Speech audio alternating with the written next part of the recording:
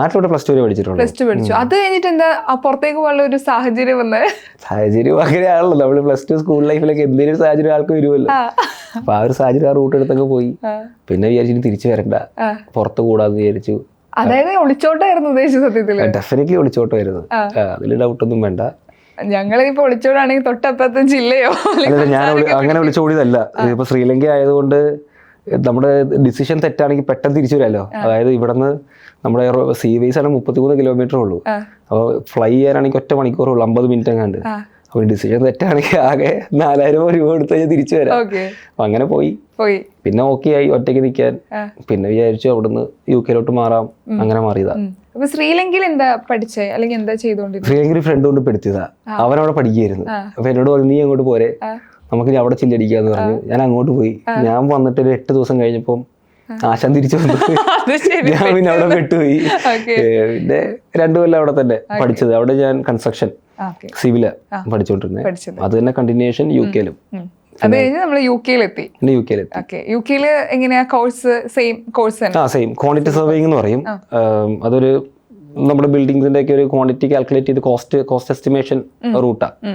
അത് പഠിച്ചു കഴിഞ്ഞു. ബർമിംഗ്ഹാമിലൊക്കെ പഠിച്ചത്, യൂണിവേഴ്സിറ്റി ഓഫ് ബർമിംഗ്ഹാമില് അവിടെ പഠിച്ചിറങ്ങി. പിന്നെ പണിക്കൊന്നും പോയില്ല.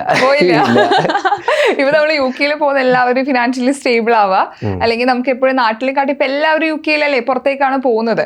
അപ്പൊ ഈ പറഞ്ഞ ഈ പാർട്ട് ടൈം ജോലി അത് എടുത്ത് പഠിക്കായിരുന്നോ, അല്ലെങ്കിൽ എങ്ങനെയായിരുന്നു ഈ UK ലൈഫ് എങ്ങനെയാണ് തുടക്ക സമയത്ത്? ആ ഒരു ടൈം ഭയങ്കര ബുദ്ധിമുട്ടാണ്. അതായത് ഇപ്പത്തെ പോലെ ഒരു സെറ്റപ്പ് അല്ല. ഇത്രയും ആൾക്കാർ, അന്ന് കടകൾ കുറവാ, വർക്ക് ചെയ്യാനുള്ള സ്പേസ് കുറവാ. ഇപ്പോൾ ശരിക്കും പറഞ്ഞു കഴിഞ്ഞാൽ എൻ്റെ ഒരു സാഹചര്യം നോക്കുകയാണെങ്കിൽ നമുക്കൊരു ജോലി കിട്ടണമെങ്കിൽ കണ്ടുപിടിക്കാനൊക്കെ പറ്റും. ഞാൻ കോൺഫിഡൻ്റാ ഒരെണ്ണം കണ്ടുപിടിക്കണമെങ്കിൽ. ഒരാൾ വിചാരിച്ചു ഇപ്പം ഒരാൾ ഇവിടെ നിന്ന് വന്നു അങ്ങോട്ട് എത്തിപ്പെട്ടു, ജോലി ചെയ്യണമെങ്കിൽ കണ്ടുപിടിക്കണമെങ്കിൽ പോസിബിൾ ആണ്. ശ്രമിക്കാത്തവർ പറ്റത്തില്ലല്ലോ, വെറുതെ വീട്ടിലിരിക്കേണ്ടി വരും, കിട്ടത്തില്ല എന്ന് പറഞ്ഞിട്ട്. ഞാൻ ശ്രമിച്ചു, ഞാൻ നന്നായിട്ട് ശ്രമിച്ചു. ഞാനും സബ്വേയിലൊക്കെ ആയിട്ട് പണിയെടുത്തോണ്ടിരിക്കുകയായിരുന്നു. എൻ്റെ മുതലാളി നല്ലൊരു മനുഷ്യനായിരുന്നു.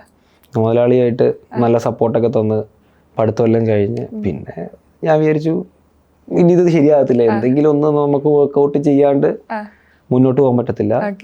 കോവിഡിനൊക്കെ കുറച്ചു കാലം മുന്നേ ഡിസൈഡ് ചെയ്തു ഇനി വർക്കല്ല, സ്വന്തമായിട്ട് എന്തെങ്കിലും ചെയ്യണം. അങ്ങനെ തുടങ്ങിയതാ. അപ്പം ഇപ്പൊ ചെയ്യുന്നത് ബിസിനസ് ആണോ അവിടെ?